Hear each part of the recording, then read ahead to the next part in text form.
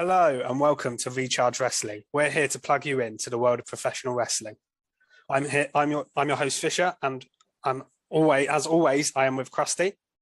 Hello, not quite always. Sometimes I take a little cheeky week off, but most of the time. Yeah, well, it's a two-man pod this week because Keeney has got other stuff on, so just the two-manner that we will still give a lot of in-depth analysis of the past week in wrestling, and I will start with a bit more news. Well, it's a follow-up really from last week's sort of big news to do with Sasha Banks and Naomi. There's not a lot of other stuff around this week, so I thought we would just briefly chat about the latest on them. So it was actually on SmackDown that Michael Cole revealed that Naomi and Sasha Banks have been suspended indefinitely, and the tag team titles are going to be stripped from them for good, and they're going to have the bit that made me laugh, a women's tag team tournament to crown new women's tag team champions, which, considering there's two teams on the roster, is going to be a small tournament.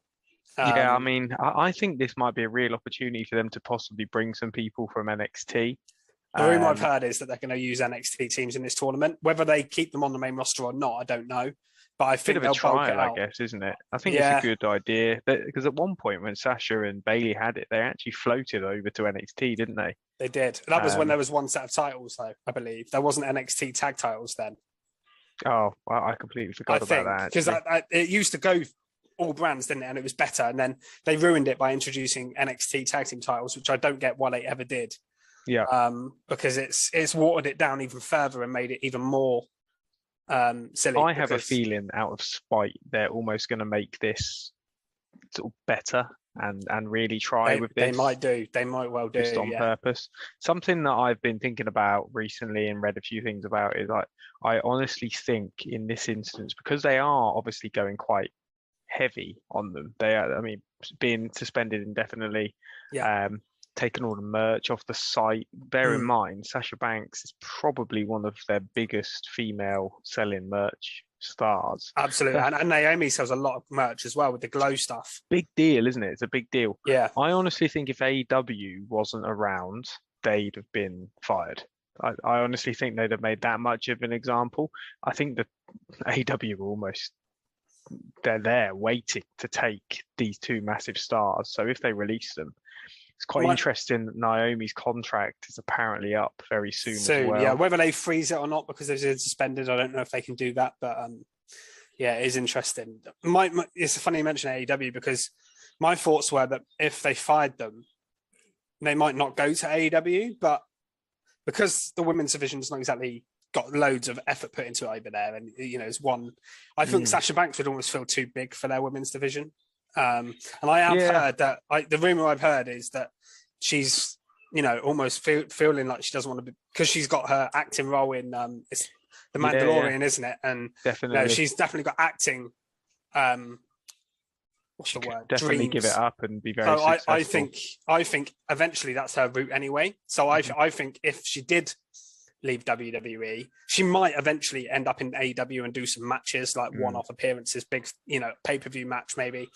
But I don't think she would necessarily go there and work every week and wrestle on Dark Elevation. That makes sense, but I think possibly Naomi would definitely be a steal for AEW.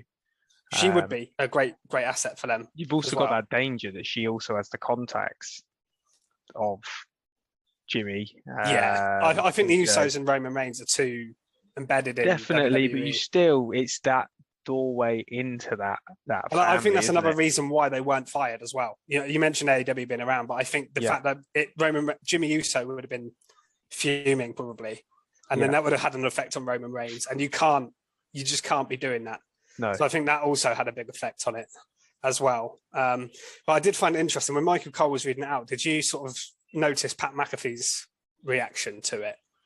No, I wasn't watching. He looked like he wanted to be anywhere else but there whilst they were reading this out. Really? Almost like he was like, I don't want to be a part of this whole mess. It is messy, isn't it? And apparently he didn't know about it until it was read out. He said on his podcast the other day he didn't know about it until it was read out. Really? Yeah. Wow. So it was kind of like, I think he was a bit like, it's a real awkward situation for some of these guys on the outside, so like the commentators and things like that. Yeah. Some of them obviously may feel strongly and they completely agree with WWE, but others won't. Yeah, won't, that's the and problem. they'll still have to say it, which is a bit of a strange one. But I've just never seen them erased. Like the starting credits, the WWE bit where it has all the superstars. I don't know if you noticed, but Sasha Banks has been edited out of that as well. Wow. She's been replaced by Cody, of all people, as well. So yeah, they've really gone to like not quite erase her from history because they've mentioned her on TV, like because they've said she was suspended, but they've definitely ignoring it as if she's. Do you think that's it? Do you think they're going to come back? I know it's indefinitely. I have a feeling I think Naomi definitely will. Yeah. Sasha, I don't know. It could go either way. Mm-hmm. I think Naomi may sit this out. She may go out of contract, and then WWE will eventually offer her a new deal. She'll probably come back because of Jimmy. Because of they'll offer her a good deal, I still reckon. And then Sasha may, I don't know. It depends. I don't know how long Sasha has on her deal. If she has like 2-3 years left, then she'll have to. They'll do a Mustafa Ali situation where she sits at home for a few months, and then maybe they'll bring her back to TV. I have heard some people say maybe they'll leave them off TV to the end of the tag team titles. They'll create new champions, then they'll come in as like heels and attack them or something like that. They'll work an angle around it. That could be really clever, actually. But we'll see.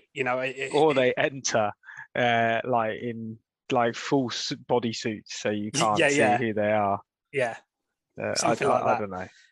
We still don't have any statements from them, do we? So we don't know what. Not at all. They've been very quiet. There's been pictures of Sasha out and about partying, not really caring. Really? She's just enjoyed herself. Naomi, though, has been very, very quiet. Most of the noise really has come from other wrestlers and other people. People sharing pictures of Sasha and Naomi of support, or people saying stuff against them, whatever. Mostly support, in all honesty. But it's just an interesting situation, and I think every week we're probably going to hear a little bit more about it until either they leave or they return, one way or the other. Yeah, definitely. Yeah, interesting times, and although it's not a very nice situation, I look forward to seeing how it progresses. Yeah, but definitely. Should we head straight on to SmackDown then? Yeah. So moving on from that, we'll talk about SmackDown itself, and a rare thing here. I'm going to start the podcast with a top mark. SmackDown hasn't had too many of those. Celebrate. But I have to give the main event and the closing angle of SmackDown 2 thumbs up. Top mark. Standard. It was very, very good. I was very cynical, and we all were on the podcast last week, I think, when they announced this match as happening on SmackDown, the title unification match. We all said it smells like DQ, doesn't it? It's got Roman coming in and attacking Arcade Bro all over it, and it ended in a DQ and then maybe going to Hell in a Cell and us having the next match there. But no, that didn't happen. We actually got a proper match with not a clean finish, but a finish. A good finish as well. I thought protected Arcade Bro in defeat, made the Usos look good. Then you got the vision of the 6 belts, which is a crazy powerful image. Like, you don't get that very often. I know we had Omega with all his belts and of the Young Bucks at times in AEW. You get that kind of thing. But I love that when you get those draped in gold bits. But not only that, it was the beatdown afterwards. They absolutely destroyed Orton and Riddle into the steps. There was a guillotine on Riddle, and then Orton ended up passing out, didn't he? Jay did a splash, didn't he? That for a table. Massive splash. That was crazy. Off the turnbuckle through the announce desk. Yeah. It was for SmackDown. This was incredible. Yeah. The match itself was pretty good, but it was also the angle surrounding it and the fact they actually did it that I loved, because I thought they were going to not do it. Although, I don't know how you felt, but when I was watching the show, the more I was watching it and the more they were talking about it, and Heyman was making it sound so important, I kind of thought they might actually do it, because they were advertising, they were going in so much on it. I was like, if they end this with a DQ, there is going to be some serious salt. It's good it wasn't a DQ. There was some interference, wasn't there? Yeah, because they came out at the start of the show. So the Bloodline also opened the show, didn't they? Yeah. Roman said a few words, but he handed over to Paul Heyman, listed a few people that Roman was better than. And interestingly, he did say The Rock's name. because I think that is something that will come down the line. I think everyone's expecting that. But yeah, Roman was... that if the Usos don't win, they're off the island. Or Yes, island of relative. And that was one of the moments where I thought, okay, they're going to do a finish here, because if they don't come home with... He basically said, if you don't come home with all the titles, the bloodline's over. So why would he DQ it? Yeah. Do you know what I mean? It wouldn't make any sense for him to do that. So, and then they kept promoting it throughout the show. And I actually thought maybe we will get a finish, and we did. So I'm glad they delivered on that in the end. And the end angle that you said was just so effective. I mean, I haven't seen it in a while, but you had some fans crying. It was absolute carnage. They were I love an angle where you get kids crying at the end of it. You know it's effective, don't you? There was some real shock. There's just like fully grown men with their like mouths wide open. They couldn't believe it. To be honest, it was savage how much of a beatdown they put. Yes, but and it just elevates them so much, doesn't it? Just to that rebound.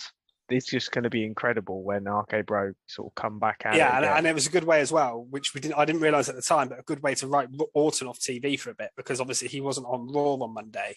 Yeah, and it seems like he's got a bit of an injury, carrying a bit of an injury. I think some back problem. Mm-hmm. I don't think it's a serious injury where he's going to be out for a certain amount of time, but it gives him time to recover. Rest, yeah. If they're not having a match at the pay-per-view, Riddle can do some work for a couple of weeks, and then he can come back down the line. So I just thought this was fantastic for a SmackDown match. Brilliant top mark, yeah. I thoroughly enjoyed that, and I would have been top marking all over that as well if you hadn't have taken that one. But yeah, brilliant brilliant start and end to the show. Yeah, the whole show was sort of built around it, wasn't it? Again, just shows how powerful they are. The bloodline is just so good. Yeah, because they do carry the show a little bit too much, but but we enjoyed it. There was some other good stuff on the show, though, I will say. Actually, I've just realised my skid mark may come from SmackDown as well. We'll get to that in a bit. Okay. But let's carry on the positivity for now and talk about, I thought the match between Sami Zayn and Shinsuke Nakamura, they had their second match in a few weeks. That was pretty good as well, I thought. And it played into Sami's character. He kept trying to win by count out, and then he nearly got counted out himself. And in the end, Nakamura won with a Kinshasa. As Sami got in on 9, he got in and hit him with it. So a pretty good match. And just a cool finish. And I love Sami representing the bloodline. We'll get to that when we get to Raw later. But I love the fact he's sort of sucking up to them. And one thing I did notice in as well was, obviously last week Riddle was on SmackDown and we mentioned it last week's podcast, called Sami Zayn Rusty. And the crowd were actually chanting Rusty at him again. So that actually has carried over a little bit. Stuck. Yeah. I mean, I hope WWE Riddle doesn't get ideas and change his name. But, But yeah, I thought that was good as well. I'm not sure whether you'd agree, but I thought Corbin's promo was pretty effective. Yep. He's gone full heel again. Even ended up smashing the Andre the Giant trophy. That was the bit I liked about it, because we've not seen that before, really. Very brave move, wasn't it? I don't know whether they're going to bring that back for next year's Andre the Giant Memorial Battle Royal, or whether that's the end of that now and they're going to move on. I don't know. I have a feeling they'll just bring it back and act like it never happened in I think 10 months or whatever. The trophy. I don't think they have the same trophy, because I remember Corbin saying in a promo the other week, which I sort of noted down, that he has that trophy at home in his cabinet. So I think they just make a new one rather than pass it round. Probably. It was really effective, wasn't it? And it was good to actually see him doing some proper stuff again. He seems to work so much better as this sort of character. Definitely. I've been more intrigued by this feud the last couple of weeks with the promos and the angle. Obviously, the injury angle last week. Yeah. With the trophy onto the chair, and this promo and his work here. I think they've done some good work the last couple of weeks with this feud to heat it up again, because after the first match, it's like, we do not need to see another one. No, now it has enough in it to continue the feud, so I'm happy with that. That'd be good. And we had a rather strange debut of one of our favourites, actually, of LA Knight, who is now called Max Dupree. Yeah, they love the free syllable. He's still got the free syllable name, Max Dupree, but LA Knight. But I love This it. felt a I bit- love the name LA Knight. I just wish they hadn't done And the that. strange thing about this is normally they're changing the names because it's either their real name and they want them to change it, like Tommaso is Tommaso Ciampa's real name, so they just shortened it to Ciampa, and same with Austin Theory. Or it was the name they used on the Indies before or another company. LA Knight was called LA Knight in NXT. They changed it to LA Knight. So he came in he was Eli Drake in Impact. Then he was okay. I thought he was LA Knight for some reason. No, so he was Eli Drake before. Again, the 3-syllable name that you can say like that. And then WWE changed it to LA Knight. So I was a bit confused why they bothered changing it again, but whatever. However, I was happy to see him, and the name isn't going to affect anything with him. He is so good. I suppose we've seen with Gunther, really, when we went in on that name change, but really, we've all got used to it now, and it hasn't made any odds, has it? It's the same with every name change. You get used to it after a few weeks, and it just completely, it just ends up being completely irrelevant. Next, Dupree. And I feel, I saw some people sort of saying, "Oh, he's like a model manager thing." That's kind of, but we kind of knew that was coming from what we'd seen on the dark segments and SmackDown. I heard about, so I wasn't surprised by that. And I'm intrigued as to who he's going to. What I want to see is who's in his. I'm pretty sure Mace is going to be one of his people because he's worked a lot with him. So he may get a bit more Mace on SmackDown, which I'm intrigued to bring in new people with him. That's what I want to see. I don't want him to necessarily manage. I don't know who you could use on the SmackDown roster, but Ricochet or someone that we already get a lot of. I think him introducing people we haven't seen much on SmackDown or even call-ups from NXT and using them as in this role, it could be interesting. And LA Knight is such a good talker that he can make this work. I'd like to see him still wrestle every now and then, but I'm willing to give this the benefit of the doubt and see where it goes. I'm still excited to see him on the main roster, and I just hope he gets used frequently in ring and on promos because he is great. And to be honest, he's got the look. I don't know why they wouldn't like him.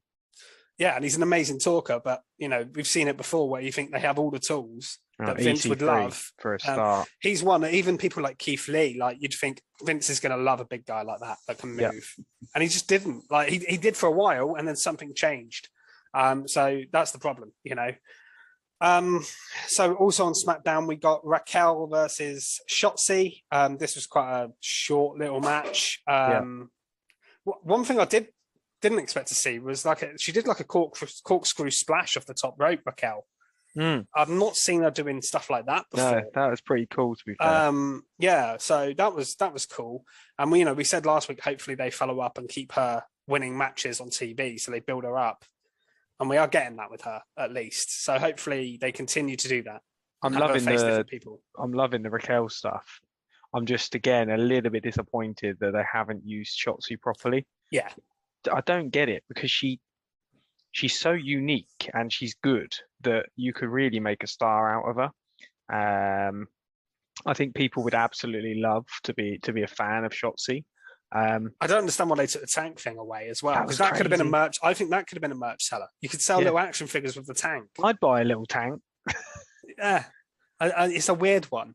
But yeah, they seem to have made it. I know you said she's quite unique, but they've made her more normalized, haven't they? She just feels like she's there now, and that's kind of annoying because she is unique. She's got a very unique look, a unique sort of personality, and even the way she wrestles is quite different. So. Yeah, I agree with you. They need to showcase her a little bit more. But at least Raquel's getting some form of a push. Raquel should be in a top position. Definitely, yeah. Without doubt. Right, shall we get skiddy? Go on then. So this feud is so up and down, man. I've given it my skid mark a couple of times. Then I come around to it and was like, I love it because they had a couple of good matches. But we're back to square one with Woods and Butch. Just why are they continuing this for so long? And just don't think they've got enough people to. So Woods has faced Butch 3 times now in singles matches, and all 3 times he's won by roll up. Now I know they're turning this into a finisher, aren't they? They're using it. They're calling it the backwoods, and Xavier Woods has almost got. It's kind of funny because it's like he's taken the roll up and used it as a finisher because it wins loads of matches. I kind of like the idea of it in a way, but the fact he keeps winning against Butch with it, I don't like. No. So I thought we were getting there when we had the match with Kofi. We had the good tables match. One interesting thing to come out of it is afterwards Woods did do a promo and said, you know, it's always the numbers game with these guys because they beat Woods up afterwards. Kofi wasn't there. He was away for some reason. Not really sure why. So he got a 3-1 beat down afterwards. And he said, next week we're going to have a tag team partner that they're not going to like to partner up and take them on in a 6-man tag team match. So that left a bit of an intrigue for me. But the rest of it, I didn't like this week at all. And it was back to square one. And the wrestling was fine. It was decent enough, but it was just the way they finished it again with the same thing. And you know how I feel about roll-ups. I don't like them anyway. But and when it's the same person involved, it's just boring, isn't it? I've kind of become a bit numb to this feud now that I hadn't even made any notes on it. That's how sort of switched off I've become. So I can't disagree with you skid marking it at all.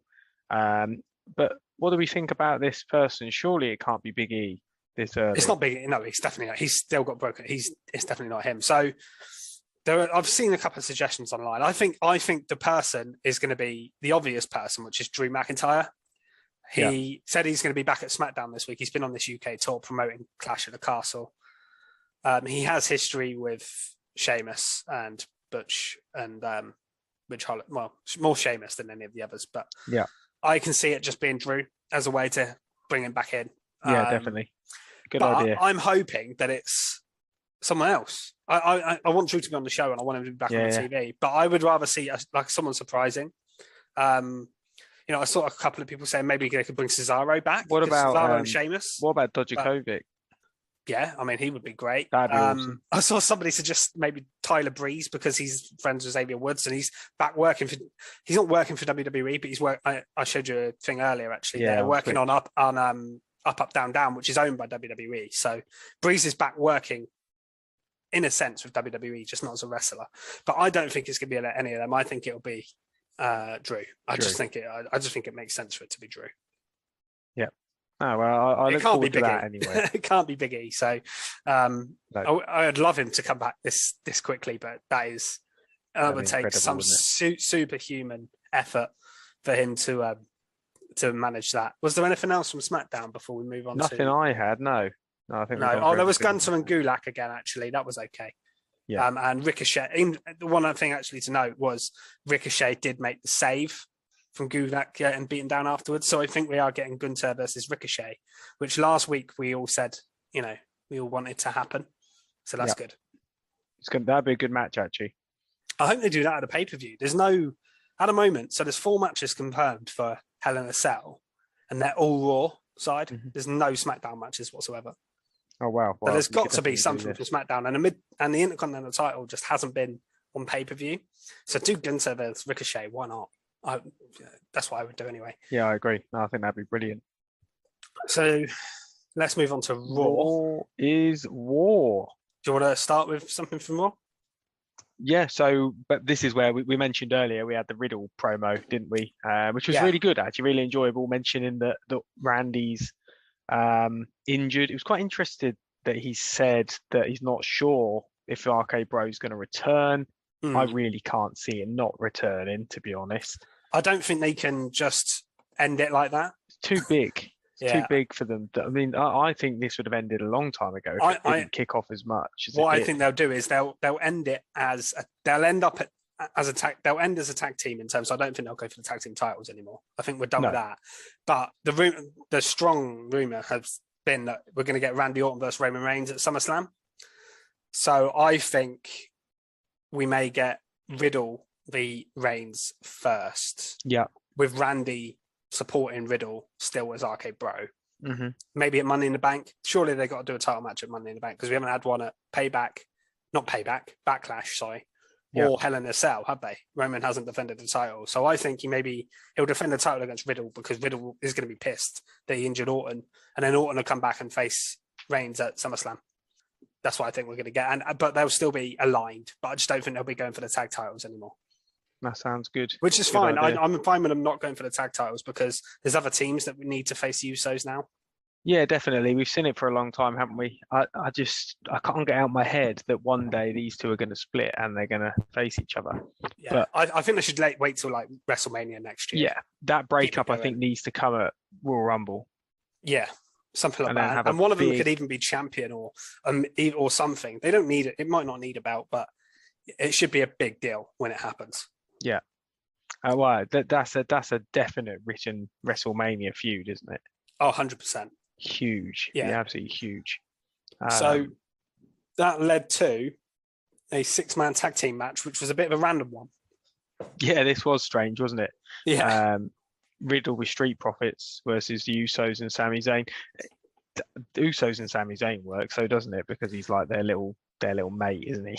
Yeah, he's like the guy they bring in to cause trouble and basically get beaten up for them. Yeah. And just spy on people. Which I love. I love that role for Sami Zayn. But Riddle and Street Profits was a bit odd because Street Profits and RK Bro felt like they were against each other for a while. Yeah. They've sort of turned from maybe going heel just to straight basic. Yeah, haven't they? I don't really get where they were going with that direction in the end. But we got a really good 6-man tag here. And in the end, the Usos left Sami Zayn, didn't they, in the ring on his own to take the pin from Riddle. It was Riddle, wasn't it? Yeah, he hit an RKO to win. Yeah. So I do think they're going to build Riddle now as a singles wrestler. He's had a pin over Sami Zayn, and I think that's what we're going to get. Maybe him versus Reigns at Money in the Bank, like I say, and he'll get a few singles wins now before Orton maybe comes back at Money in the Bank or just before Money in the Bank. Because I think that's the next pay-per-view. I'm pretty sure it is. After Hell in a Cell. Yeah, after Hell in a Cell, yeah. Which is next Sunday, is it? Next Sunday, yeah. So we've got Double or Nothing this week. Yeah. Hell in a Cell, and I think in your house. Is it in your house the same weekend? Or I think so, yeah. So yeah, listen out for lots of predictions. 3 pay-per-views in like 8 days, I think it is. Oh, wow. Predictions coming your way. Yeah. So there will be predictions coming up. We'll mention that later, but in more detail. What's the next thing to mention from Raw? Lashley challenging MVP to a match to decide the stipulation. This bit did make me laugh. Yes. Just the way MVP was like, you've already faced Omos. Why do you want to do it again? And he's like, no, you. It was funny actually, because last week I remember saying on the podcast, was there a thing for a Lashley challenge next week? Did I see something or did I make it up? And you guys were like, no, I think you did make it up. We thought you'd made it up. I was bloody right after all. Just want to point that out. I did see it. I wasn't seeing things. So yeah, that was then this week. And obviously Lashley then like made the challenge for MVP. MVP accepted. And then we got the match later on, didn't we? Yeah, it was an okay match. It was never going to be great because MVP is he had to win, really, didn't he, to follow this on? Yeah, there was no reason for it otherwise. And yeah, obviously he beats him by count out.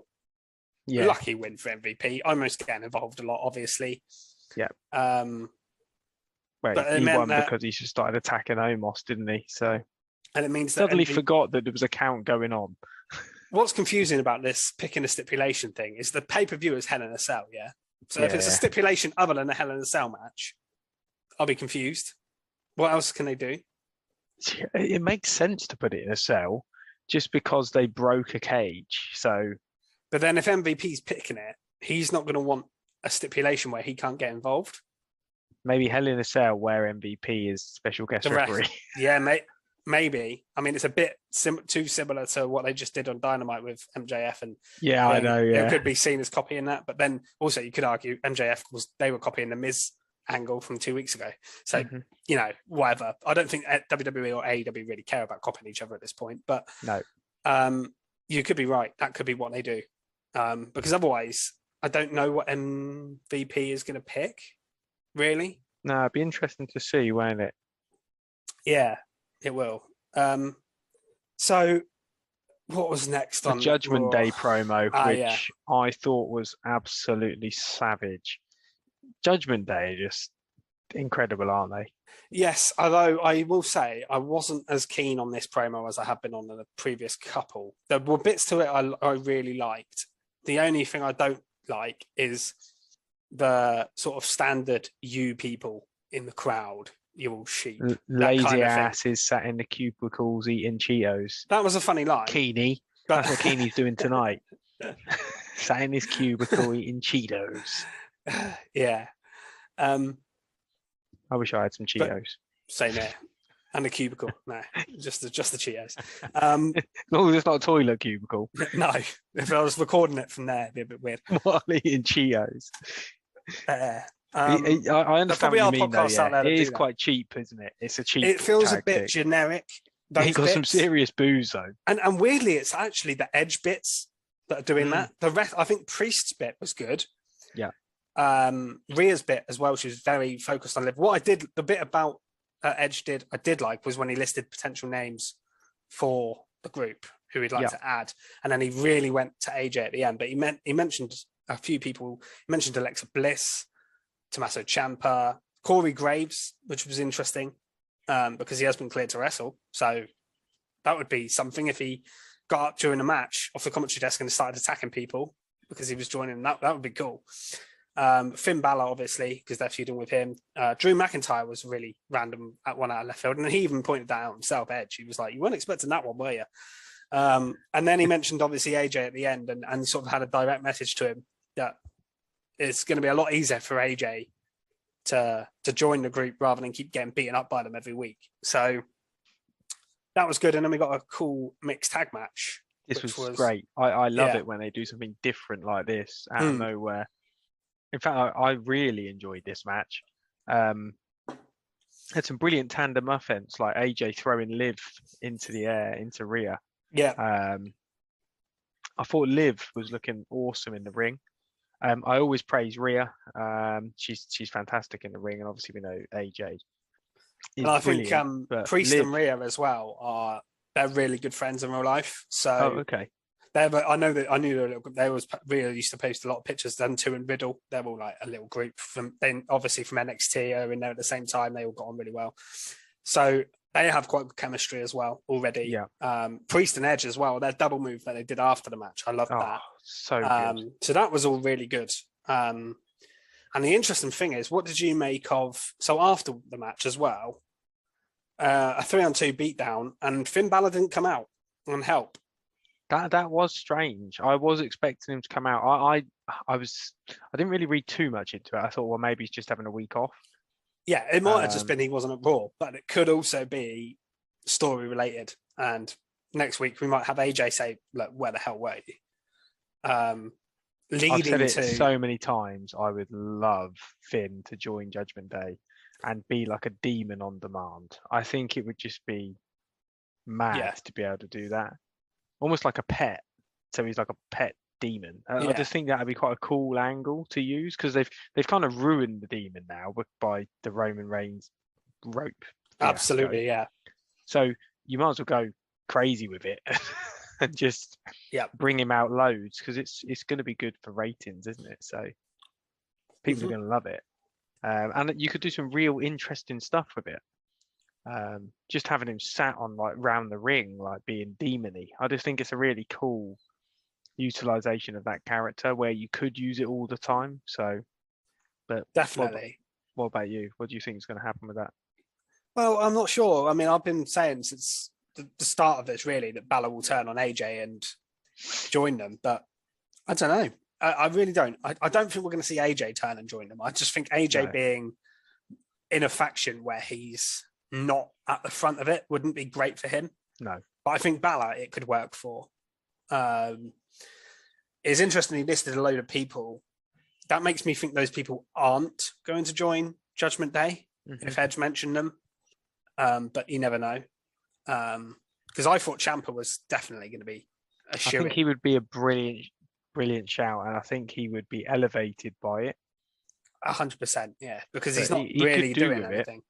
Yeah, well, he wasn't even on the show this week, so you know, I'd rather him be involved in something. Yeah, I'd rather be him be involved in something because otherwise, I can see it not going well for Ciampa. To be honest, if he's just left on his own, I feel like he'll just be a generic mid-card heel that just loses matches. Which is crazy. Because he's How so can good. you go from being the top of your game to doing nothing? It's just insane. Yeah, I know. So the next segment, something I thought I'd never see, Jerry the King Lawler hosting a chat with Veer Mahan. What a strange combination to put together. Yeah, I'm surprised because I know we saw the King the other week, didn't we? Because he was in his hometown. Yeah, and I he's thought, been back a it's few just times. Sort of a one-off, but no. Well, he signed a new contract a couple of months back with WWE, a Legends contract. So maybe they're just trying to get some use out of him. They're paying him. You know, Yeah, they pay a lot of these Legends and they just keep them at home. Like, there's so many people on Legends contracts they don't use. So they obviously thought, you know what, we might as well get him in. To be honest, he's not someone I really care about seeing. No. At all. But it did work in the sense of he was basically used for someone to put over that Veer is really scary. Yeah. Because Veer, obviously, he said a few words for once. Yeah. But he got angry with him, didn't he? And then the Mysterios come out and saved him, basically. 619. Yeah, so we're going to carry on with that, aren't we? Pick up where we left off. I thought Jerry Lawler had turned into Madcap Moss at one point because he was telling some terrible jokes as well. He always has done, hasn't he? Yeah. But at Veer as well. I was like, you're a brave man. But yeah, we actually heard Veer speak. I like Veer, but yeah, this was a bit random. Just waiting to see how, but this needs even to be used a little bit more. They're going to get more from him, I think, when now the Mysterios are back. Yes, absolutely. So yeah, looking forward to seeing what happens with that. Yeah. I forgot as well. I did write on my notes. It's funny because Joe the King Lawler messed up a line as well, where he was meant to say the Mysterios. You know, you put the Mysterios on the shelf or something. He said the Dominics. He said the Dominics. Yeah, I was like, that was idiot. funny. I did laugh at that too. Yeah, I didn't know if anyone else. Yeah, noticed I did notice the Dominics. You did. Yeah, it was funny. I hadn't remembered till you said that. Yeah. But yeah, the Mysterios come out and eventually got the better of Veer for a bit 2-on-1, and then Veer kind of backed away. So that was that segment. Then we got Alexa Bliss versus Nikki Ash, which was just another win for Bliss. Yeah, I didn't think too much of that, to be honest. No, it was okay. Unfortunately, she's just having quick squash matches to get her back onto the show. That she's winning. I think they're going to use her. Good. I can see her being. I don't think she will necessarily win Money in the Bank because she has already had that. Mm-hmm. But I think she's definitely going to be put in the match and used and I think she should be. She's a push strong going into it. And yeah, this was okay. It was nothing special. Bliss won with a Twisted Bliss. The noticeable thing before was she was talking about Sonya Deville and said that she should get therapy as it works, which I found quite funny because Alexa Bliss had that before. So I think I think we said last week we weren't sure if that feud was going to continue between Bliss and Deville, but I think it will. I think we're going to get more out of that. Then we got a big boy match, wasn't it? Well, yes, not big boy, but a big match. Yeah, so Cody versus the Miz, wasn't it? Yeah. Which was not too bad, but I guess really it was the angle, wasn't it? I mean, I kind of thought they were going to do that this time because Cody and Miz already had a match previously, and I thought they would just use this to have Seth cause a DQ. Seth also cut a promo on Cody before this. But what I loved, the bit I loved, and I'm sure you're going to agree with this, was Seth stealing the belt off the kid. Yes, that was amazing. That bit was fantastic. And then whipping him with it. Cody as well ended up giving it back to the kid to show how, how great he is and how respectful he is. What a nice face he is. Yeah. But I love the Rollins bit with him. Cody always gives his belt on the rent to a kid, and Rollins just takes it off of him. What a savage beatdown it was as well. It was, yeah. So, this was... Seth looked angry. Yeah, the angle in the match was kind of predictable and nothing special, but that bit was cool. I just still wish they'd not let Cody win. Yeah, I know. That last match, because it just... is weird. Unless Cody even mentioned his promo, didn't he? That Rollins is just worried that I'm going to be 3-0 against him, and I was like, yeah, I would be as well if I was Seth. I think he might. I think Seth might win. We've discussed it many times, but I think Seth might win this just so Cody can do the chasing. putting him 3-0 against Seth just doesn't seem. Well, one, it just pushes Seth right down, I think, because he's just lost too many times now. And I think Cody just winning against him, the only way you can go from beating Seth 3 times in a row is to a title. Yeah. Straight away, which I think's too soon. Yeah. It's tough. It's a really tough one, but it seems silly to have him beat Seth 3 times in a row. I just don't get it. I agree with you, but I can see it happening. I think you could do something far more interesting if he loses and tries to grow himself back to the top. Yeah, I don't disagree with that. Because in AEW, he was brilliant when he was chasing. I mean, he was a good champion too. I mean, he was a good champion. He was a very good fighting champion, wasn't he? Yeah. But I mean, you could even have an angle where he loses to Seth, so he says, "Right, I know I'm not there yet for the world title, so I'm going to go for the United States US title or something like that." Which I think he's going to try, and regardless of what happens, I think he's going to be in the Money in the Bank match. Yeah, all the Money in the Bank to rise himself back up again. That's what I think he's going to do. Angle. Because obviously I can't see him not being in that match. Whether he wins it or not, I don't know. But he is surely going to be in the Money in the Bank match. So then we got a quick match, Ezekiel and Gable. They've had a few now. Ezekiel got a roll-up win, nothing special there at all. No. The only thing to note really was KO basically said he's had enough of it and he wants to fight him at Hell in a Cell. So we're finally getting the match between KO and Ezekiel at least. And it's on pay-per-view, which is quite cool. I think we're going to get this match and then I think we're not going to see Ezekiel. I think that's what's going to happen. Quite possibly. It would be quite funny if he got found out that he is Ezekiel after all this and Kevin Owens was right and then he disappears and comes back as the light. Yeah. I don't know if that's what the route they're going to do, but surely they can't just. Well, I mean, he's good in ring, so it could be quite a good match. To be fair, I think it'll be decent. But I'm intrigued as to where it's going to go after this match. What they do with KO really needs a bit more than a little mid-card comedy feud. I think at the moment, I think he proved with the whole Austin stuff at Mania that he's one of the top guys, and even before that, his work with Seth, that he should be a bit like Rollins. You were saying, should be losing 3 matches in a row. Owen should also be at the top of the card, in my opinion, going into this. I wouldn't mind seeing KO win Money in the Bank, to be honest. Did you know it's been 6 years since he held a title in WWE of any kind? It's incredible, isn't it? That is absolutely incredible. I mean, he's won some big feuds, but he's always in the main event spot. He gets title matches. He's in big feuds. He gets a good spot, and I'm sure he signed a new deal, so he's obviously happy. But yeah, God, 6 years without a title run of any kind. I mean, he should be getting some sort of title run soon, even if it's the US title as a heel. Again, though, he's such a good person that he almost doesn't need it, does he? Yeah, sometimes people get spoiled by a title. He doesn't need one, but it's just a long time. Then there was just the main event, I think, after that, which was a match of significance. So earlier in the night, Becky made a case that she should have the match with Bianca Belair because Asuka obviously used the mist the week before. Yeah. So Pierce gave her a rematch and she won. And so we're getting the triple threat now at the pay-per-view, which I think we all kind of said might happen a couple of weeks ago. I think Keeney definitely predicted it last week. But yeah, this was a good match, but the first one was better, I think. Yeah, it was a good match. I must say the last bit looked terrible to me. You had Asuka hit Bianca, didn't she, by accident?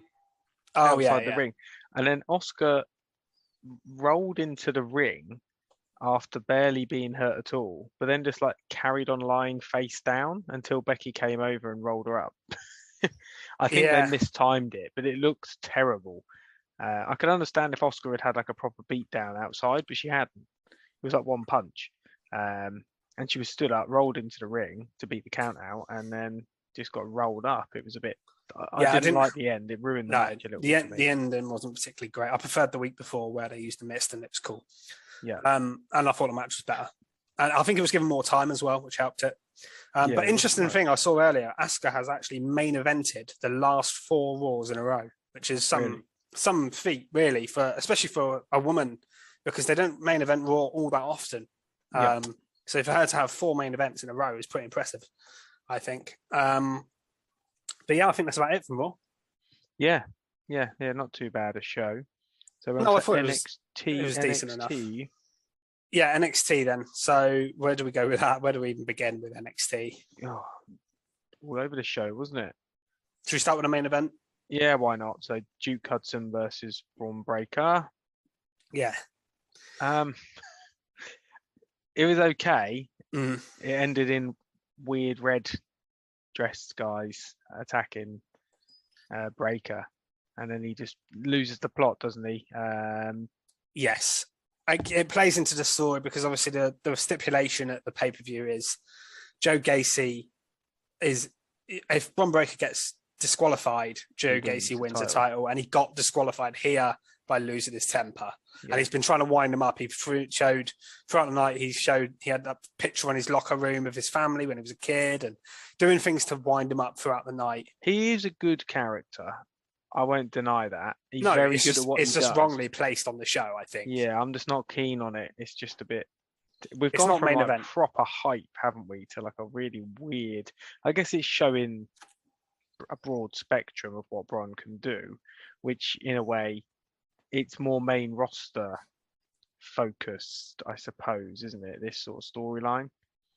Yeah, it does feel like it's something on the main roster, and for me, it's not. We always say this with these kind of feuds, but it's for me, it's not the kind of feud you want a title built around.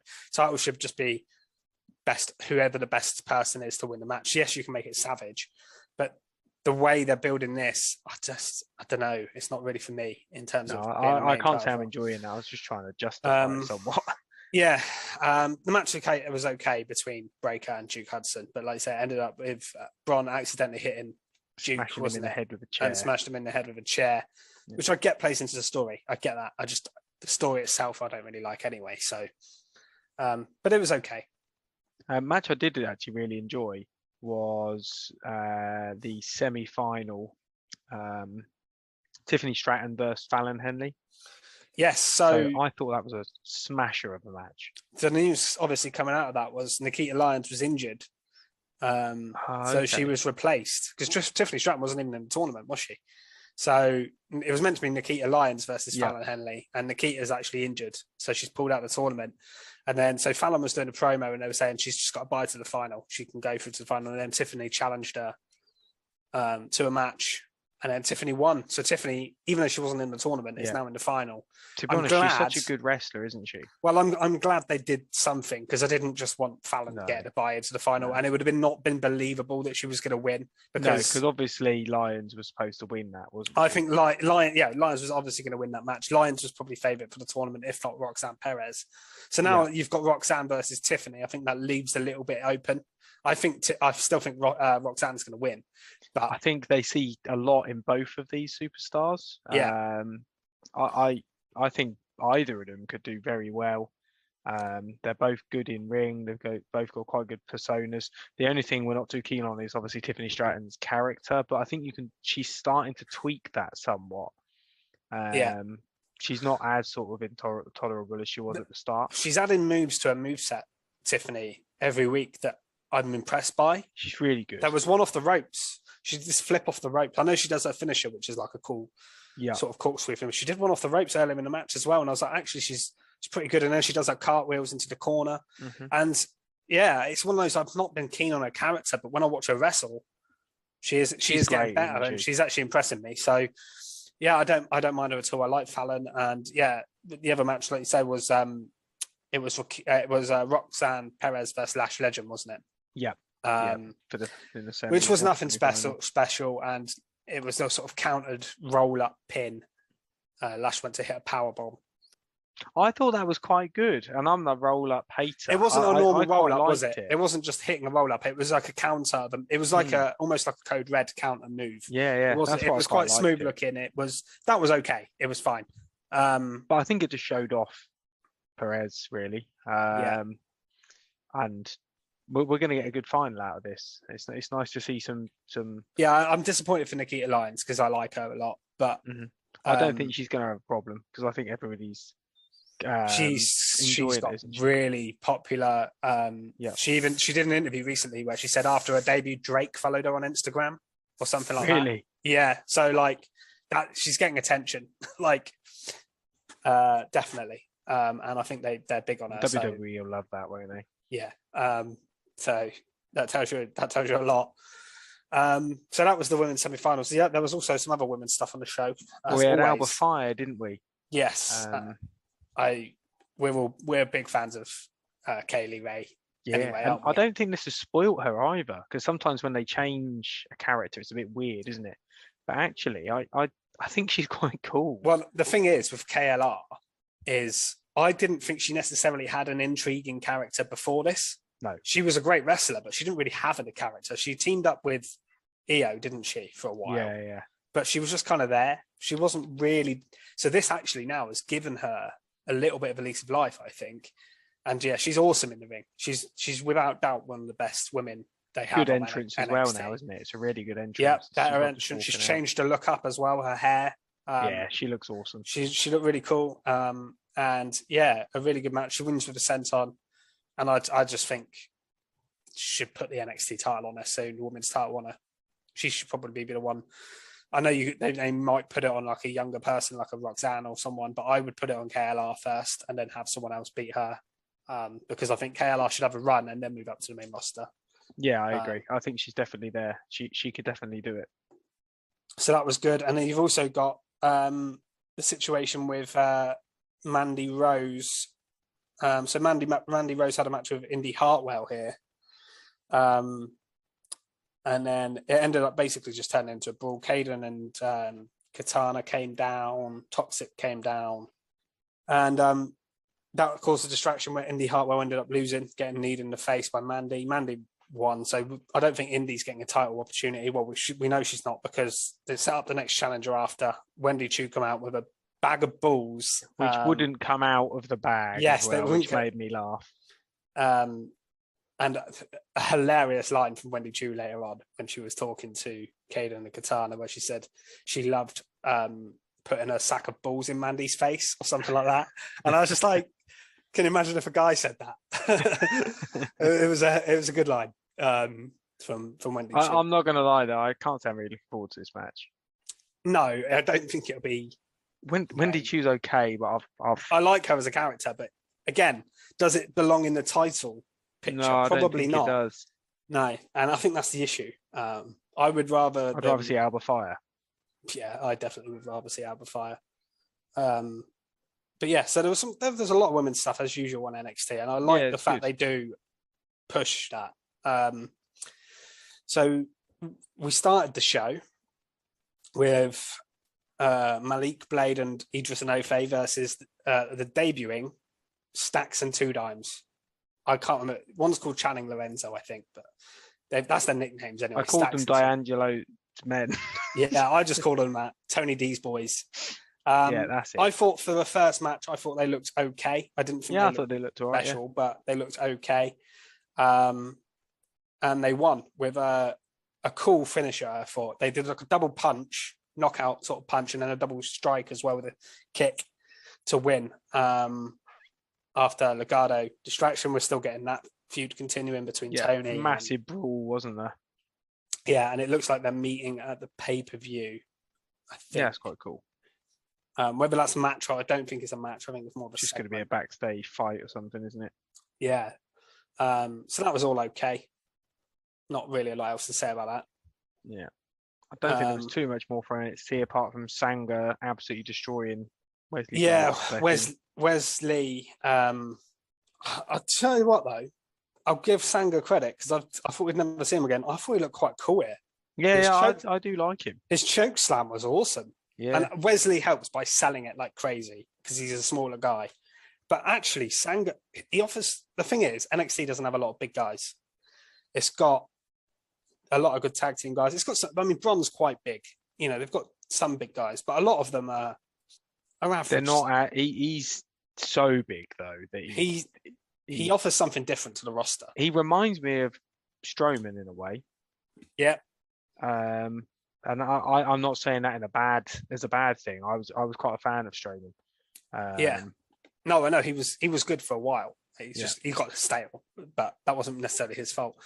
And interestingly, afterwards, so Zion Quinn came in, and then Sanga protected Wesley. So I think we might get that going forward with Wesley sort of having Sanga. I know Grayson Waller was with Sanga before, so it sounds. I called him Wesley Blake earlier. Yeah, I thought you did, but I thought I will just move on from that because it's definitely not Wesley Blake. It's my notes' fault. I don't know why I wrote that. And Never Forgotten Sons, clearly. Yeah, I was a big Forgotten Sons fan, as you know. So I know. Yeah, back in the day. In NXT especially. Anyway, that digressed quickly, didn't it?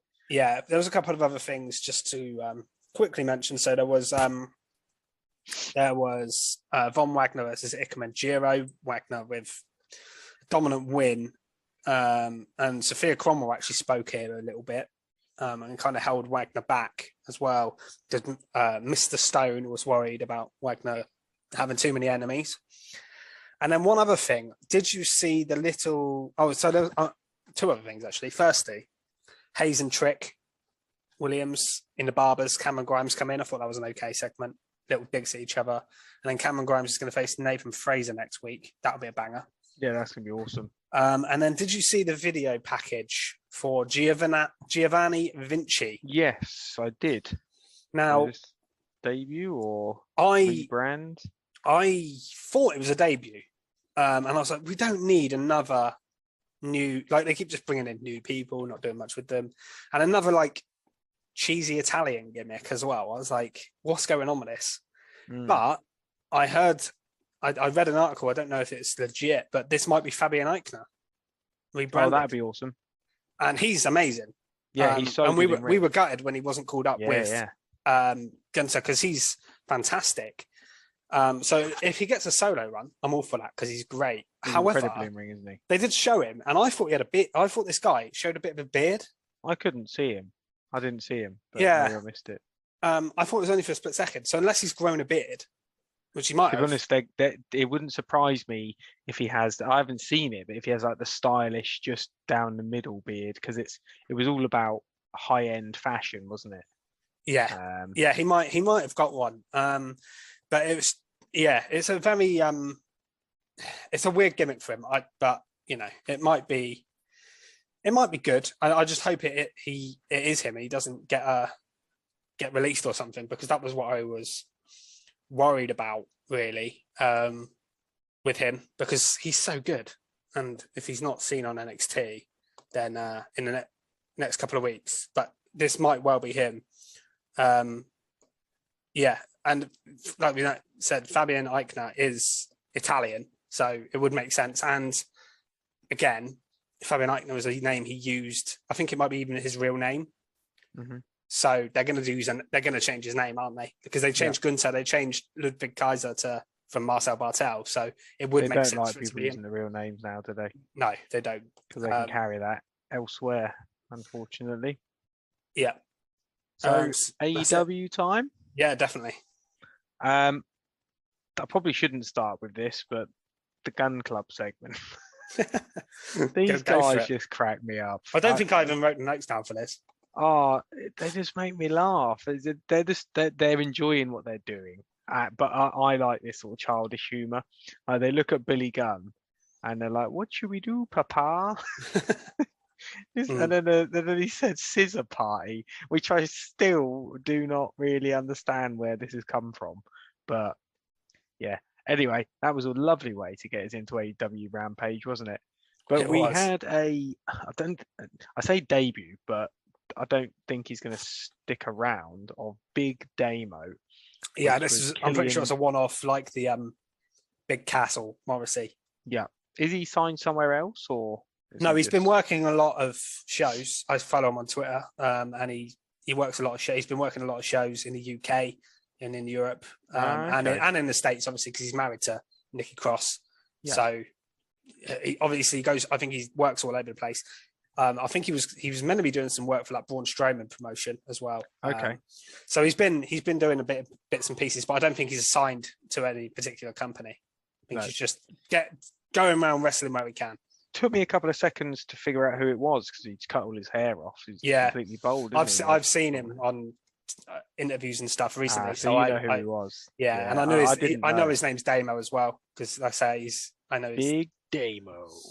Yeah, but he had a match against.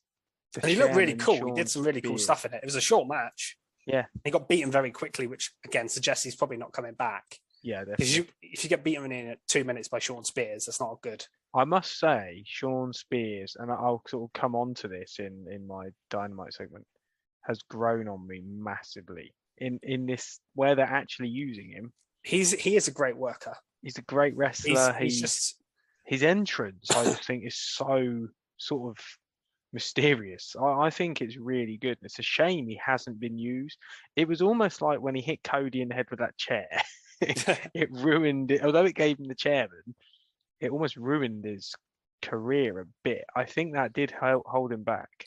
Yeah, I think he's really good in the role he plays, which is basically MJF's just guy who goes out there and takes beatings for him. Yeah, and talks for him sometimes and says stuff. Yeah, he is. He's a very good talent. There's no doubt about that. He won with the C4, which I think is a cool match. And to be fair, he's so powerful. Some of the guys he's hitting the C4 on. Yeah, I wouldn't expect him to hit the C4 on him. I thought he might win. Lads. Like, I thought he might beat him by roll up or cheating or something. Yeah, hitting him with a chair. Well, he did it to Bear something. Bear Boulder. Bear Boulder. Not that name again. They should have a new. They should have a new inductee and call him Bear Bum.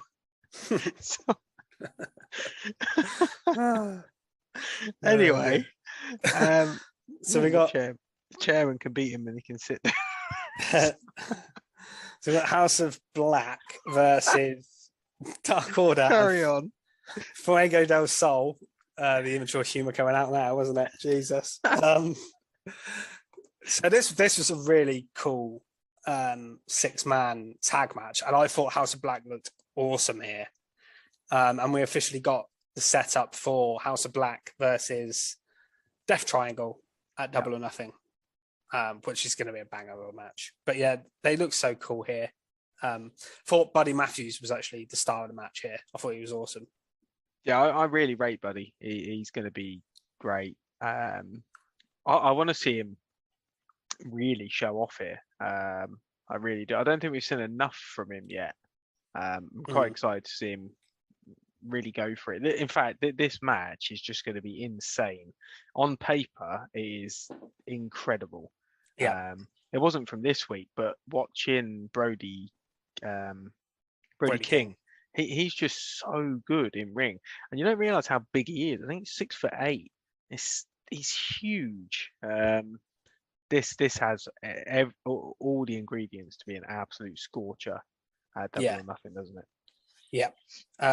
We also had Statlander versus Red Velvet in the Owen tournament, which Statlander won by roll up, I think, in the end. But what I did note here is she did some Bianca Belair style power moves, lifting her above her head and pressing her down. I think she even did the step spot that Bianca did to Sasha. So, and Statlander's really impressive. I really enjoyed this match. I've said good. it before. I rate Red Velvet as well. Yeah, she is. She is pretty good. I think this was a really good match, actually. Statlander's changed her character properly now, hasn't she? Yes. I know she's not with the best friends anymore. No, that needed to happen. Also, she's not doing any alien gimmick at all. No, because I didn't like Red that. Velvet was mocking her. But yeah, she looks quite sort of evil and dark, I suppose, even though she is a face, which I think is quite cool. And her wrestling's come on massively, so I look forward to sort of what's coming in the future. So this ended in a beatdown, didn't it? Yeah, it did. Yeah, which Ruby Soho made the save, and then Jade came in, and then Anna Jay from out of nowhere. And they just did that to set up a match. Jade had to have a challenger. That was so random. Yeah, which is a bit. I'm glad because I like Anna Jay, but I'm also a bit sad that she's had no. And she's just going to get squashed by Jade, surely, like pretty much. Yeah, it might have a bit of offense. She's a good wrestler. And then we also had Brian and Mox versus Seidel and Dante Martin, which I thought was a really good match as well. This was great, and I said showing off the younger guys, but really Dante's the younger guy. Matt Seidel isn't really, is he? No, he's a veteran. He's a veteran. Yeah, this was an awesome match. Yeah, it was really good. The only other thing of real note that I had, well, it was two actually. We had the Bucks offering the challenge to the Hardys for Double or Nothing, of course. Yeah, which we'll go on to talk about a bit more on Dynamite. And we had a video package for Hookhausen and Tony Nese, which it's a shame Keeney's not on here because I'd have loved to know his opinion because I thought both of these sort of teams were so good. I love the comedy segments. Obviously, Hookhausen's just hilarious anyway. Yeah, it's the way they do things. Like you'd see him like lifting the dumbbells, and he'd have like Danhausen would have like tiny little dumbbells. It's just real easy comedy, but really funny and just works so well. And the Nese, I thought Nese was brilliant with Mark Sterling. And I never thought I'd enjoy smart Mark Sterling, but the fact that where they're like doing exercises and next minute he's squatting with him on his back. And I know Keeney's always been very quick to say all he is like a fitness guy, but I thought this worked so well. And this real odd tag match that we got out of nowhere funny. It's just great. It's on the buy-in, isn't it? So it's not going to be a serious match that goes long, but it's going to be a bit of fun. Nice to see Hook doing something not serious. Last week, I think it was last week, we were talking about Sterling being in the match and is he a wrestler? Because, we were like, is he just... And I said, I'm sure he can wrestle a little bit. So I looked it up and he's actually, I think he's got like 15 years wrestling experience. So he's going to be good then. Yeah, he's a trained wrestler at least. He's going to be able to take the hits. Yeah, he can at least take a bump, and he's not going to be beating up Hook, is he? Do you know what I mean? That'd be hilarious. He's going to be getting thrown around by Hook probably. So yeah, I think he's more than capable of doing that. I'm sure. So I think the match will be passable. I don't think Sterling and Danhausen will be doing a lot of the wrestling. I think they'll be providing comedy bits for Hook and Nese. Work a fine match, I'm sure. Definitely, yeah. Quite looking forward to that. It's a different element to the card, isn't it? But yeah, I just thought that video package was fantastic. Yeah, it was really I kind of want to watch it again. Yeah, I might do that actually because I feel like may have missed little details in it as well. It's funny. I highly recommend it. If anyone's listening, check out the Hookhausen Nese Mark Sterling promo from Rampage. It's just great. So should we move on to Dynamite? Yeah, which was their big Dynamite, because it was their 3rd birthday. I can't believe how fast that's come around. Yeah, it has come around very quickly. And the roster and the show looks so different from what it did 3 years ago. Yeah. Like it's grown massively in terms of the level of wrestling on it. I bet the bank account doesn't look as good. The viewership hasn't particularly gone up, which I think they'll be a little bit disappointed by. But in terms of the star power of the show, and the guys you get on there every week now, it does feel like a big show every week. Yeah. So it started off. I think I might go straight into a top mark actually. Go for it. So yeah, straight away, MJF coming out in that referee gear. I just thought he looked hilarious, like proper tight shorts. Yeah, like a designer style referee. He's absolute gold. MJF. He's just incredible, isn't he? But excuse me, we had quite a big own up because it was a cage match, Wardlow versus Spears, which is a big deal, and it's interesting to see how they were going to do this. But straight away, you've got the sort of foul play coming along because Wardlow's coming with his handcuffs on, and MJF playing up, haven't got the keys, which Wardlow did to him, of course, against CM Punk, wasn't it? With the ring, which I thought was a fantastic really callback. Clever. Yeah, it's mad how long this has been going on. This sort of it's got to be about a year, hasn't it? We've been guessing surely. Is Wardlow going to leave him, and we're finally coming to this sort of finale. But little things like I actually was quite surprised when Spears was like stomping on Wardlow, and he sort of broke them up. But then, like, went to beat down Wardlow himself, which I thought was just It was clever because I actually thought he was being a bit of a proper referee for a second, but it didn't last long. But then basically Wardlow breaks out of those handcuffs, doesn't he? Yeah. And then just starts to kick the hell out of Spears, which was pretty cool. And the end was obviously Sean Spears has his chair as the chairman, goes to hit Wardlow, misses, and hits MJF. Over it had everything. He sold match, it brilliant. Yeah. MJF hit the deck. And obviously that meant a new referee got in the ring and counted for the powerbomb symphony for Wardlow. That's it. And then all the security guards got destroyed. Yeah, which always happens. I like that. I'm not getting bored of it at all. This match had everything really for me. It had drama, had some wrestling, which was pretty good, but it was more the sort of different angles and the build up to it, which I thought was cool. I thought the image at the end was really awesome as well, with Wardlow stood on top of that cage. Yeah. Just cool. Cool. He climbed up, didn't he? Because MJF got away, but yeah, he was stood on that ramp, sort of like carrying. Yeah, it was really good. I loved the little bits in it, like MJF as well. When Wardlow hit a move on Spears, and MJF went down really quickly to count, and then just laughed and didn't count. He was just laughing. He's like, "I'm not counting."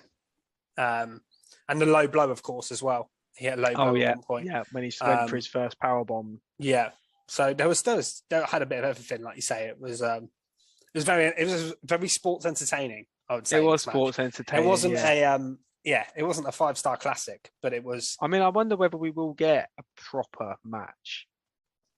I think MJF and Wardlow will be. Yeah, I think it will be. Could be. I do think we're going to get like the Spears factor interfering, a bit of shenanigans, but I think we're going to get a good proper match. And when MJF wrestles, when he wrestles on pay-per-view as well, all of his like big matches have been really good. I remember the Jungle Boy one was insane. Probably about a year ago now, maybe more. Yeah. But yeah, it was mad. I never forget that one. I might have to get skiddy straight away. Now I've been super positive.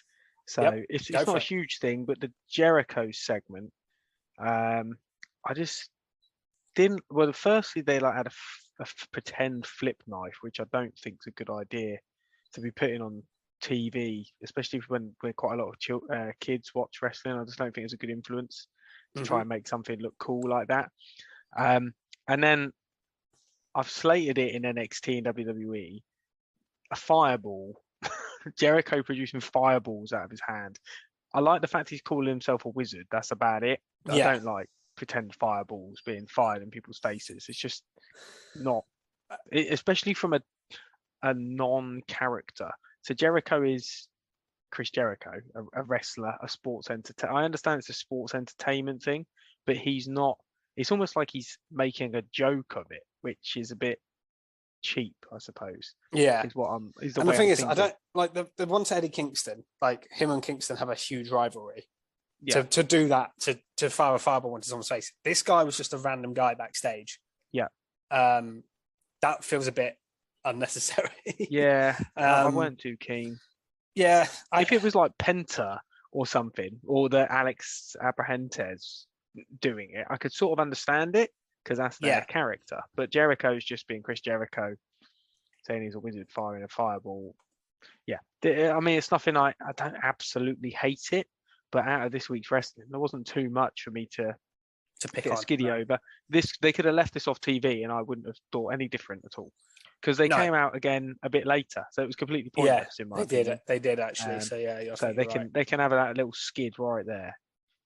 So then we got the Hangman Page CM Punk face-to-face promo with Tony Schiavone. Yeah, I thought this actually was really good. Yeah, I did this promo. Page got really aggressive and very passionate promo, basically saying he's protecting AEW from CM Punk. I like this now. Here. Yeah, I think it's been much better the last couple of weeks. I've been very critical of Page, but actually this showed a different side of him to me. I think this is what he needs, a bit of edge, a bit of aggression, where he was too much the people, like trying to be the people's champion, I think, and that was a bit. I think it got a bit boring. I think it got a bit boring after a while. I think it's one of those, we've mentioned it before, but when you're a hot baby face, the chase is always better than the run. Like they chase the title and you're really into them, then they get the title and it's like, okay, what now? And it felt, to me, Page's run felt a little bit like that. Plus, he hadn't had any big feuds, not really. Yeah. So he's faced people like Lance Archer, who are good guys, but just mid-card. level matches. Whereas now this feels slowly we're getting there now to CM Punk. I know, and it wouldn't surprise me if he drops the title either. So I don't know what to put it yet. I keep going back and forth on what's going to happen. I don't know if it's a good idea to put the title on Punk. If Punk turns heel, then maybe. Feels very sellout-y. It does. It feels very anti-Punk to do that. It really does. I'm very torn, to be honest. I don't know what you'd do with it then, but let's see in our prediction. I think if he turned heel, it would be great because heel Punk is like. I'd probably quite like level. that. Yeah, I'd probably quite like that. If he's like smiley, happy man of the people Punk, I think it would probably fall a bit flat after a little bit him having the title. Maybe his he's matches ready for a wouldn't heel be. turn. Thing is with Hangman Page is his matches have been really good. I will say that. Like, even though his feuds, his matches, whereas CM Punk's matches probably wouldn't be the same level as Hangman Page's. So it's how you weigh it up. Although, but if we're getting a heel Page, that gives a new element to his title run. Yeah, which could be quite cool. If one of them turns, it'll be great. And also, you've always got that Omega card eventually with him coming back. So, is he going to come 100%. Back as what? It's difficult, isn't it? But yeah, I agree. I enjoyed it, and I'm actually enjoying Page again now, which is nice because at one point he was like my favorite wrestler in AEW. So yeah, I'm really pleased that he's sort of coming back, and I hope that match doesn't let me down. And Punk's a perfect opponent for him, and he's got in his head, hasn't he? Definitely. Which is it's a cool angle because Page was always known as quite a cool guy. After that, we had Moxley and Kingston reforming their old sort of tag team against Private Party. You had Regal and Jericho on commentary again here, like you did on Rampage. The match was mainly overshadowed by that a little bit, to be honest. But there was some good stuff in there. You got a lovely moonsault. I think it was from Mark Quinn. But it was quite short, and the Blackpool Combat Club. Well, actually, Moxley Kingston.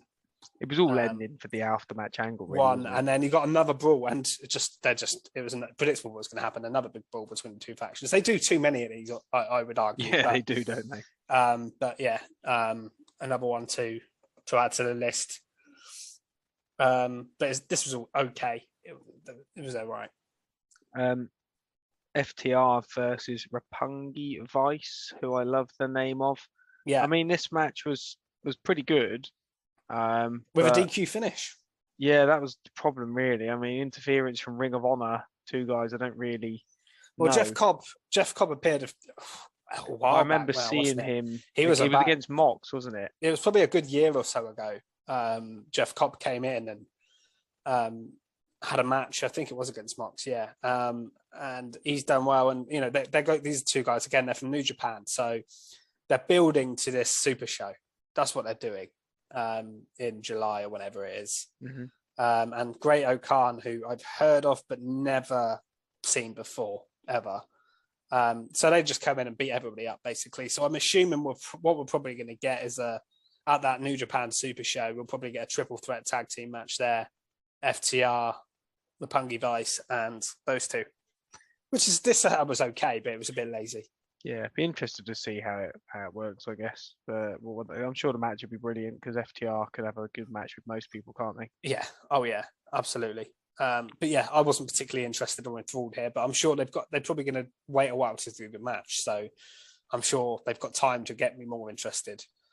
The match I definitely was interested. Did like the Iron Claw through the table, though. I will say that was cool. Yeah. So a match I definitely was interested in was this triple threat between Swerve, Ricky Stark, and Jungle Boy. Yeah. This was an awesome, high-paced match. I really loved this. They all looked really strong, really athletic. This very nearly got my top mark. If it wasn't for the cage match having such a good storyline, it would have done. This felt like a real triple threat with like people like flying in last second to get the breakups. AEW doesn't do a lot of triple threat matches either. No, it felt special, didn't it? It did feel really cool. And what I liked about it is they put both these tag teams have a big guy and a smaller guy. So they put those three smaller guys in the ring together, had a banger of a match, and then they had the three big guys coming at the end for the angle. That was cool. That I really like. I want to see that. I want to see that triple threat. Of the I three, think this is going to be a really good match. the three big guys. Oh, the three big guys, yeah. I want to see the three big guys. We've seen Keith Lee and Hobbs before, haven't we? We haven't seen Luchasaurus with them. But because I think Luchasaurus adds that athletic element, doesn't he? Mm. More so even than Keith Lee, even though he is athletic. I mean, the bit where he sort of jumped over the rope was quite cool, but it was very much stand there to take. Yeah, they said, they've never seen that before. I was like, I've seen Keith Lee do that before, like a few times. So yeah, it wasn't a big some real shock. Cool spots in this match. Like Swerve landing on his feet from like a super poison Rana, I think it was. Yeah. Oh yeah, that was awesome. I did write that down. That was incredible. Yeah. And yeah, that cool sort of after-match angle, as you said, it's nice to see that they've got the good mix of one big guy, one smaller, more athletic guy. Yeah, Starks as well hit a spear and a Michinoku driver in a row to get a near fall in this match. That was a good spot. There was quite a lot to it, wasn't there? And in the end, Starks faded, didn't he, with a submission? And who won? Was it Swerve? Swerve won, didn't he? Yeah, Swerve won. Yeah. So, sorry, no, he didn't fade out. He was going to, and then he broke it up, and then he hit a stomp to win. Again, my predictions are going to be, I'm not sure on this one. I really wasn't. AEW is always very difficult, which is quite fun. It is. It's hard. Although I say that, I always struggle with WWE. I think it's obvious, and it's not. Yeah, because they can sometimes swerve you when you're least expecting it for like no real reason. AEW, it's just like, I have no idea who's going to win, especially these title matches. Because I feel like some of these titles could do with a freshening up. Yeah. But I don't know which ones they're going to change. All out? It's Double or Nothing, isn't it? Double or Nothing. Yeah. Double or Nothing. Yeah. And then after that, we got Thunder Rosa promo. A Thunder Rosa promo, which was fine. Yeah, it was okay. The only thing I really picked out of this, I've got a real close look of the women's title, and I just think it looks so good now. I love this. The new one, the new design is better. Yeah, so good, definitely. Really good. Then we got Britt Baker v Toni Storm, and yeah, I was a little bit disappointed with this match purely because I felt it deserved a little bit better in terms of the spot on the card, the time they gave it. It was in the standard women's spot on the card. They always give women like the second last match. They give it about 10 minutes. But this was a semi-final. It was Britt Baker v Toni Storm. It's two of your top women in my eyes. Yeah, definitely. This could have maybe opened or somewhere else on the card and given a little bit more time, given a little bit more thought. The match itself was fine. Yeah, not instead of the cage match. No, I regretted it when I said that, and I was like, oh shit, yeah. But I think it should just give a bit more time. And the fact it was kind of won by Britt grabbing the ropes on the roll up, and now Toni Storm. Yeah, I didn't like the finish. I thought the match was good. I did enjoy the match. It was just a bit too short for me. Yeah, I agree. The end looked a bit sloppy with the grabbing the ropes was kind of already on 3, so it was almost pointless. I would have done this match as the final at the pay-per-view and given it time. Yeah. But now we're getting. I mean, Statlander is fine, but it's Britt v Statlander, isn't it? Which I'm. Has it been decided? I thought it was going to be on Rampage. Oh no, sorry. Is it Statlander v Ruby Soho? Ruby. Okay, yes, you're right. It is because have we seen Ruby Soho versus Britt Baker yet? Yeah. Yeah, and we saw that for the title, didn't we? When she first that came was in. Initially, wasn't it? So I think we've seen Statlander v Britt as well. Though, yeah, I think, but not this version. Statlander, just because I'm more. I would rather it be Statlander as well. I would have done Toni v Britt, and I think Statlander should win to give her that. I don't think Britt needs it. She doesn't need it. No. Even if you have some real, maybe this is where you have Hater cost Britt the win or something, and that causes their feud.